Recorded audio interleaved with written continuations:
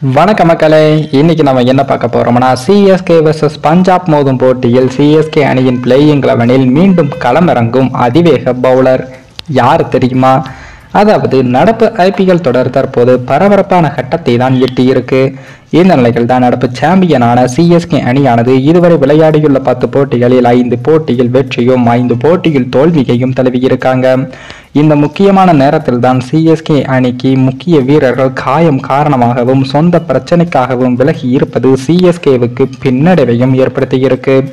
CSK அணியின் நட்சத்திர வேகப்பந்து வீச்சாளரான தீபக் சஹார் அவர்கள் கடந்த பஞ்சாப் அணிக்கு எதிரான போட்டியின் போது 2 பந்துகள் மட்டுமே வீசிய நிலையில் காயம் காரணமாக வெளியேறிட்டாரு.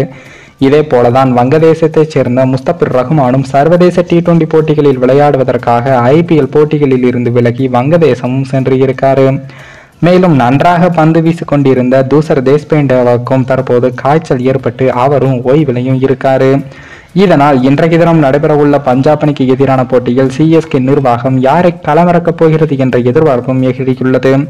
ஆனால் எத்தனை வீரர்கள் காயமடைந்தாலும் அவர்களுக்கு பதிலாக தகுந்த மாற்று வீரர்களை சிஎஸ்கே நிர்வாகம் வைத்திருக்கிறது என்றுதான் சொல்ல வேண்டும். தற்போது தீபக் சஹார் விலகி இருக்கும் நிலையில் அவருக்கு பதிலாக ஆல்ரவுண்டர் ராஜவர்தன் அவர்கள் ஐபிஎல் போட்டிகளில் விளையாடாமல் நீண்ட காலமாக காத்து கொண்டு இருக்கிறார். அவருக்கு இந்த போட்டியில் வாய்ப்பு கிடைக்கும் என்றும் எதிர்பார்க்கப்படுகிறது.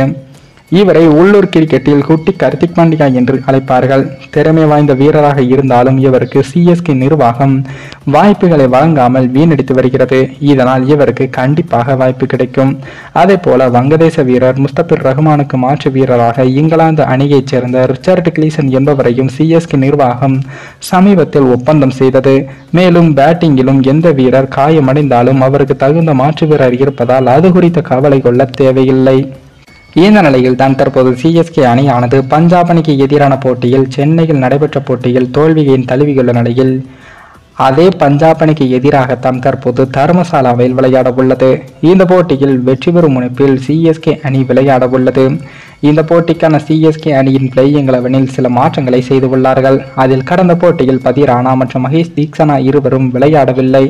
அதிலும் இவர்கள் இருவரும் T20 உலகக்கோப்பை தொடரில் பங்கேற்பதற்காக விசா எடுப்பதற்காக இலங்கைக்கு சென்று இருந்தார்கள்.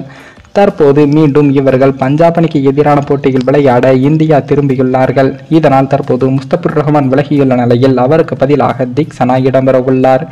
அதே போல தீபக் சஹாருக்கு பதிலாக ராஜவர்தனும் இடம்பெற உள்ளார்.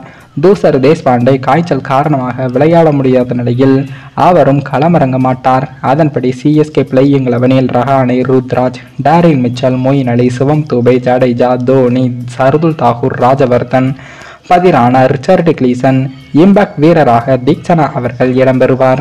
மேலும் இந்த வீடியோ ஏதோ ஒரு விதத்தில் உங்களுக்கு பிடித்திருக்கும் என்று நினைக்கிறேன். நம்ம சேனலுக்கு புதிதாக வீடியோ பார்க்கிறீர்கள் என்றால் மறக்காமல் சப்ஸ்கிரைபர் செய்துவிட்டு பாருங்கள். இன்னொரு வீடியோவில் சந்திக்கும் வரை நான் உங்கள் தமிழ்.